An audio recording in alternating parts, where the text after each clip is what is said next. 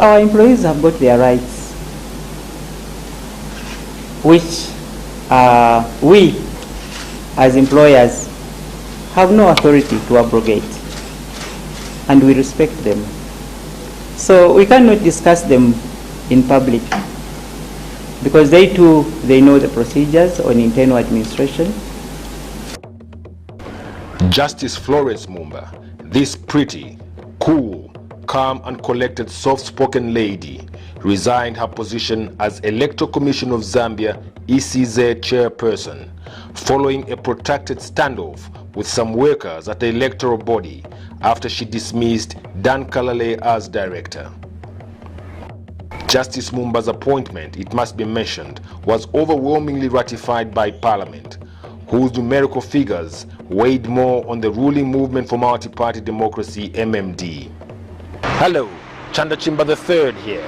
Welcome to Stand Up for Zambia. In this edition, I'll talk a little bit about the Electoral Commission of Zambia ECZ saga, but I shall also fill you in on some issues regarding Fred Membe, King Cobra Sata, as well as a few other people and organizations who are forever critical of governments.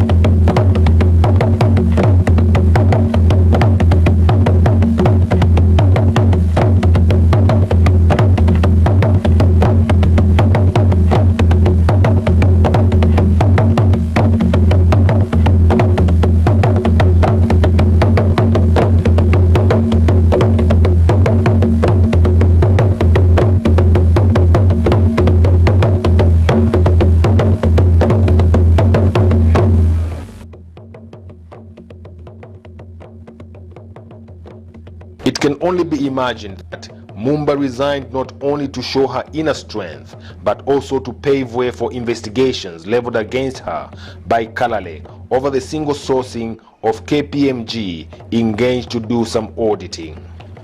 Shortly after his dismissal, Kalale rushed to hold a press conference, making several specific allegations. This immediately prompted a work stoppage by some workers at the electoral body. The whole problem sounds more administrative than anything, but if there is really something to investigate regarding the counter-accusations of corruption and wrongdoing, the relevant arms of government will no doubt get to the bottom of it.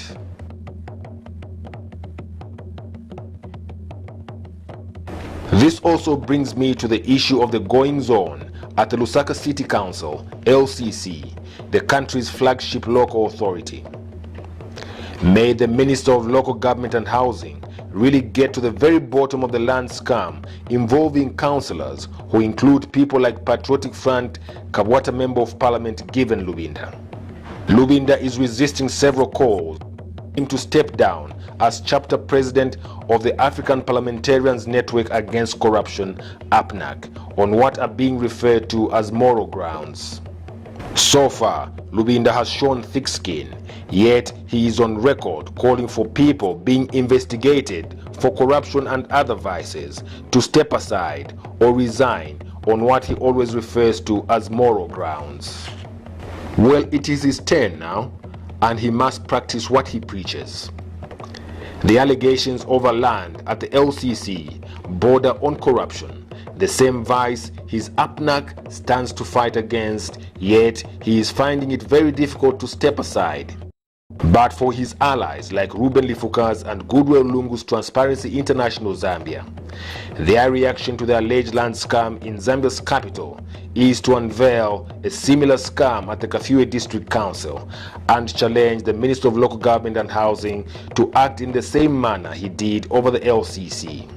Now the question is, why were Lifuka and Lungu holding on to information so important to the cause they claim to be pursuing until the minister suspended the Lusaka City Council? Is it because their ally Lubinda is caught up in this scam? I'm sure you remember how not too long ago they demanded for Dora Silia to resign her portfolio as Transport and Communications Minister. Now here's to you, presenting Fred Membe, the almighty editor of the cheeky and otherwise anti-government Post newspaper. This is an ambitious, cunning person, believed to have been born out of wedlock. It is clear the almighty Membe has an identity crisis.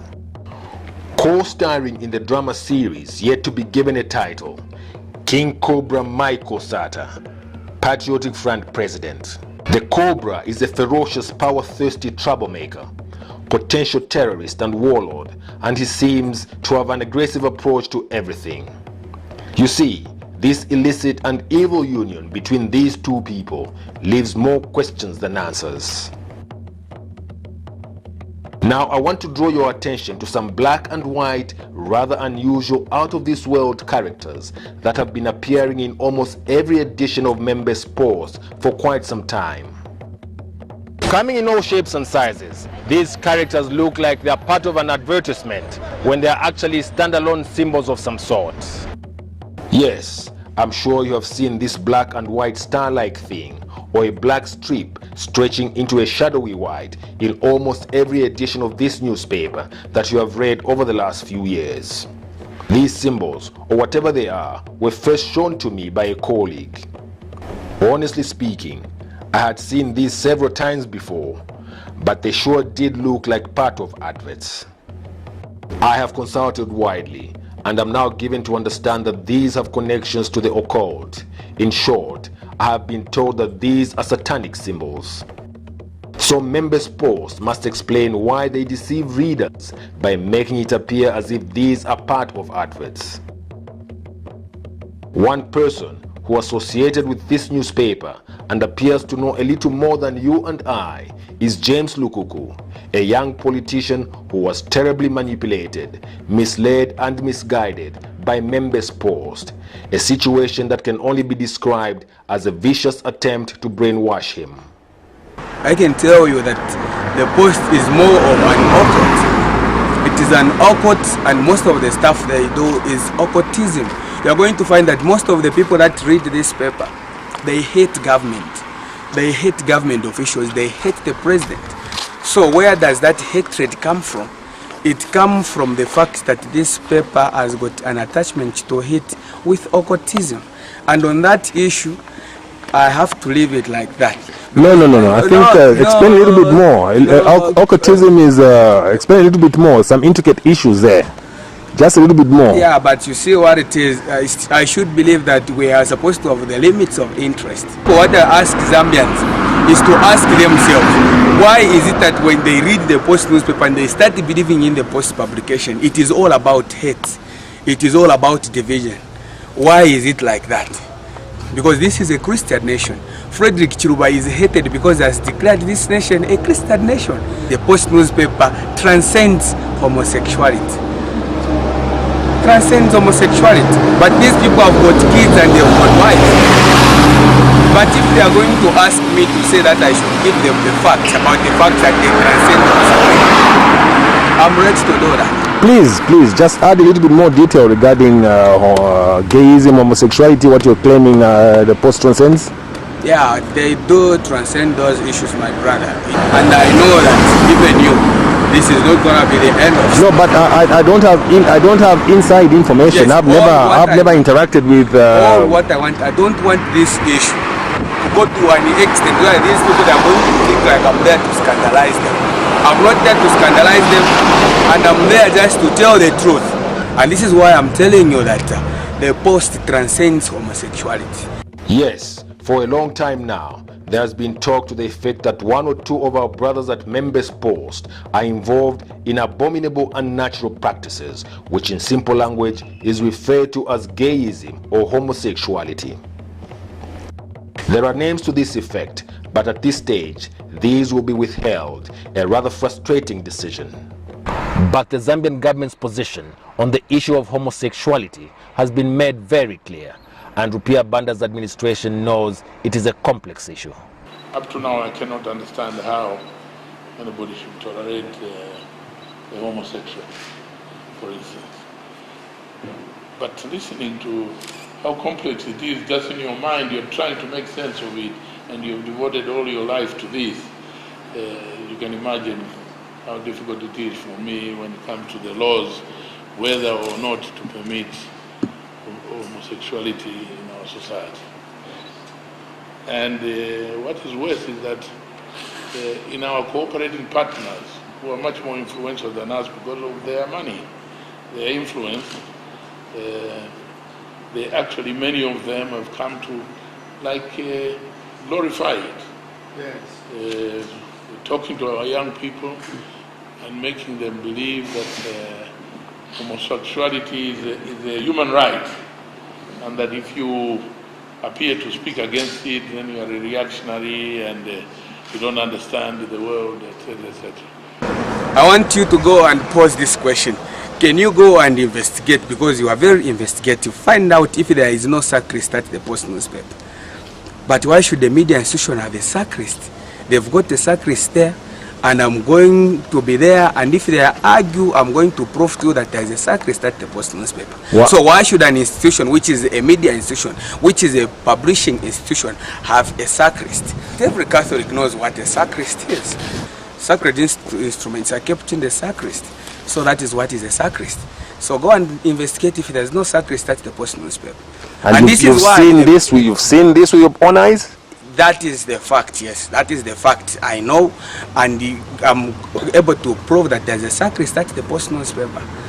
These revelations by Lukuku probably have your eyeballs coming out of the sockets. But for a person who Members Post pretty much made one of their own and wanted to use to malign and discredit Rupiah's administration, what he has brought to the fore should not be dismissed outrightly. There must be some grain of truth, and Members Post surely has a great deal of explaining to do. This may in fact just be a tip of the iceberg, because the larger portion of the iceberg is still submerged. Now, in case you did not know, the idea of this newspaper, which started off as the Weekly Post, was conceived by Mike Hall and Melinda Ham, both journalists of European descent, who teamed up with John Mukela and Robbie Mackay, as well as Masao Sopiri, all big names in newspaper journalism in 1991. These, if you like, may be termed the founding editors of the present-day Post newspaper. However, some Zambian businessmen like Arthur Wiener, Bodun Nkumbula, Theobu, Ino Kavindele, and Anderson Mazoka each contributed 400,000 kwacha as investment to establish the newspaper, effectively becoming shareholders. There are many theories pointing to how Membe found himself at this newspaper, but only one seems probable: the fact that he found his way into the paper by virtue of being a nephew to Arthur Wiener, one of the initial shareholders under whose roof he was brought up. Well, information I have gathered suggests that Arthur Wiener appointed his nephew, Membe, to represent him at the newspaper's shareholders' meetings. With this, Membe appeared to have seen an opportunity to get to the top of a very promising and vibrant young publication. When the MMD came into being in 1990 as a pressure group, Arthur Wiener became its interim leader. His influence made Membe become part of the Movement for Multi-Party Democracy MMD Mobilization Committee, which also included Frederick Chiluba, a trade union leader at the time, later to become the MMD's first elected president and Zambia's second president. During the period leading up to the first MMD convention in February 1991 at Mulungushi International Conference Center, Membe was always seen around, mostly carrying a bag or briefcase for Arthur Wiener, in effect kind of taking the role of a special aide. The results of the 1991 convention overwhelmingly declared Chiluba president of the MMD and presidential candidate against Kenneth Kaunda of the United National Independence Party, UNIP. But with Chiluba defeating Kaunda in the reintroduced multi-party polls, he appointed Richard Sakala to the highly prized job of Special Assistant to the President for Press and Public Relations.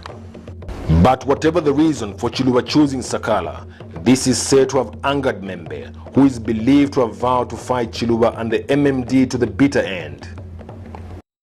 If you were old enough when the MMD wrestled power from Kaunda's UNIP and throughout the 10-year reign of Chiluba, you will recall that Members Post never ever saw anything good in Chiluba's administration. But some political and media analysts say that after the October 1991 presidential and general elections, most shareholders and founders lost interest in the paper, as Kenneth Kaunda, who they wanted out of office, had been removed.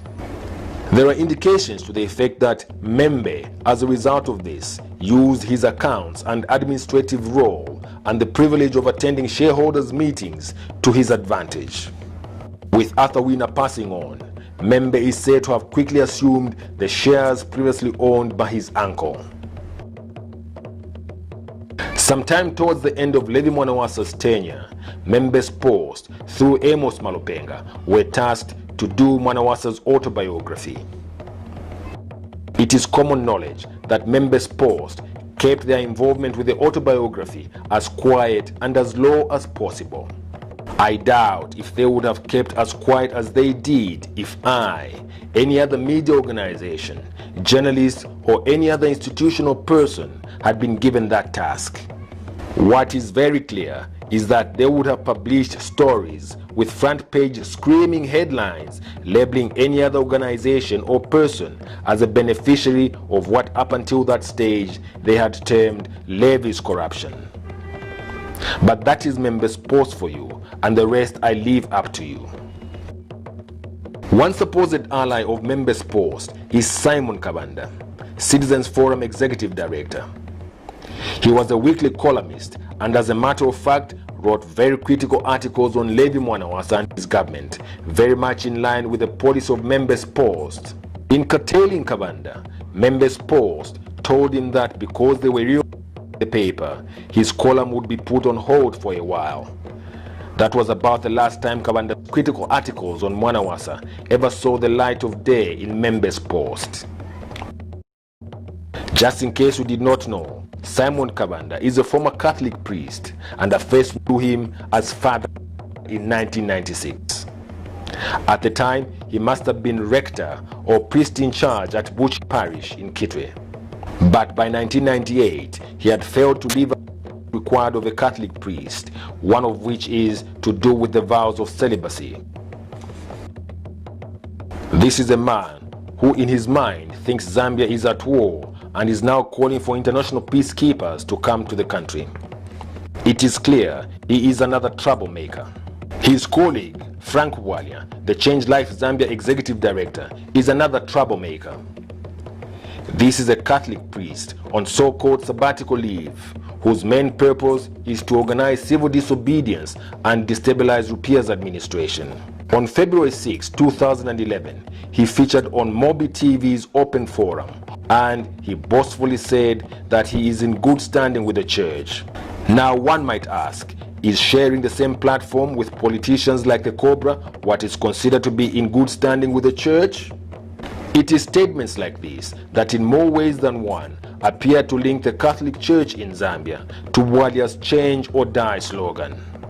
It is about time that the Catholic Church, through the Zambia Episcopal Conference and the Catholic bishops, categorically comes out on anti-government rantings of one of their own priests.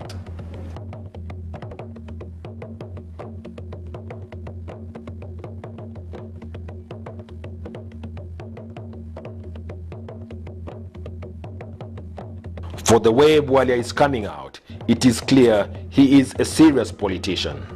The bottom line remains that he is an ordained Catholic priest, using his position to attack and criticize government and agitating for civil disobedience.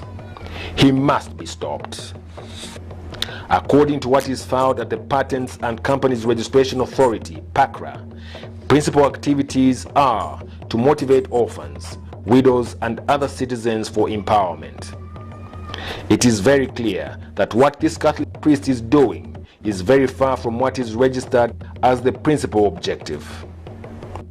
Instead of pursuing the path he has taken, I think it would be wise for Bwalia to help his church deal with the many problems within the rank and file of the Catholic clergy, including celibacy, which is being flouted like no one's business.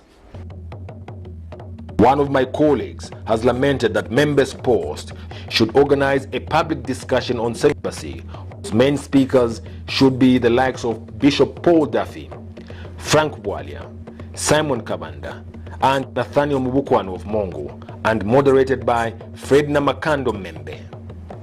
This may be the greatest show on earth. I now want to fill you in on a few issues regarding Walia's, Membe's, Kabanda's and Luwinda's preferred presidential candidate, the Cobra. When the Cobra's contemporaries were in the heat of things, strategizing to liberate Northern Rhodesia from British colonial rule, he was a not-so-good constable in the federal police. He spent time in a federal prison for stealing a bicycle, but even when he was released from prison, there is no mention of the Cobra's involvement in the liberation struggle of Zambia. With the attainment of independence in 1964, the Cobra is said to have been very uncomfortable with the Kenneth Kaunda-led UNIP government, as he believed he would be harmed for informing against the liberation freedom fighters. So with the help of a European man, he is said to have fled to Britain around 1966, where up to this day he claims he was a train or locomotive driver for British Rail. What I have stumbled upon in my snooping around is that the Cobra may have been telling lies all this time.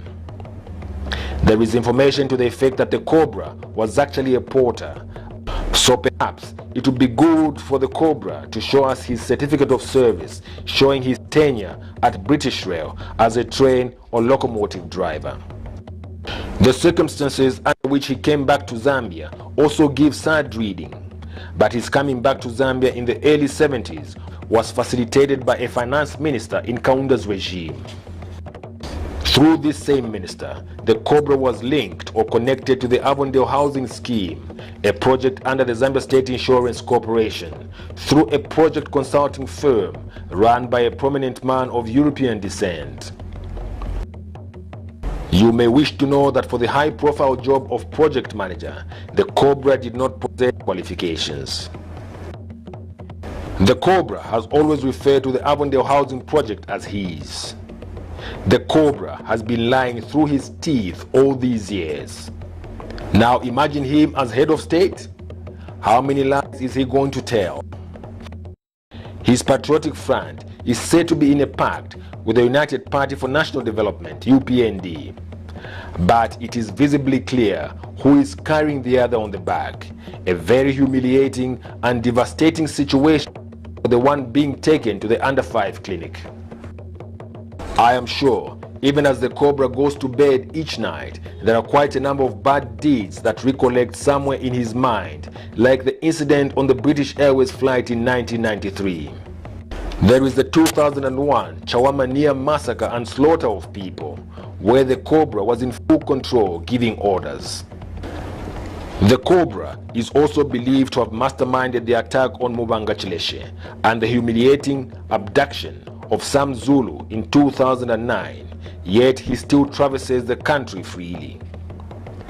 Now, this is the person that some of you, my brothers and sisters, want to be president. A man who has no regard for other people and even international borders. One other thing is that the Cobra has been throwing all sorts of stones at Rupia simply because the head of state was born in Southern Rhodesia. Yes, the Cobra has a problem with this. But Rupia, being the humble person he is, has never ever hidden his birthplace and is proud of it. As for the Cobra, a man who has no known former classmates and playmates, has some explaining to do regarding his actual birthplace.